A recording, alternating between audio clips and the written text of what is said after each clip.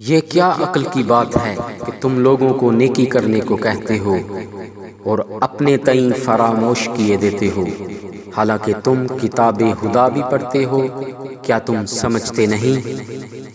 اور رنج و تکلیف میں صبر اور نماز سے مدد لیا کرو، اور بے شک نماز گراں ہے مگر ان لوگوں پر گراں نہیں جو عجز کرنے والے ہیں اور جو یقین کیے ہوئے ہیں کہ وہ اپنے پروردگار سے ملنے والے ہیں اور اس کی طرف لوٹ کر جانے والے ہیں۔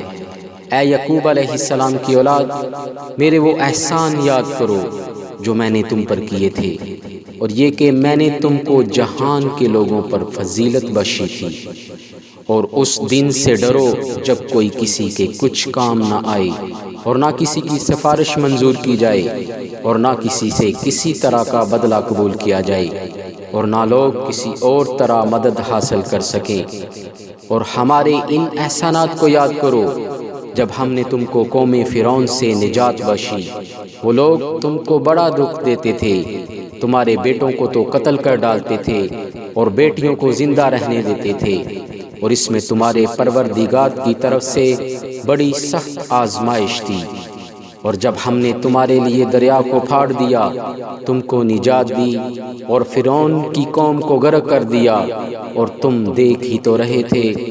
اور جب ہم نے موسیٰ سے 40 رات کا وعدہ کیا تو تم نے ان کے پیچھے بچھڑے کو معبود مقرر کر لیا اور تم ظلم کر رہے تھے۔ پھر اس کے بعد ہم نے تم کو معاف کر دیا تاکہ تم شکر کرو۔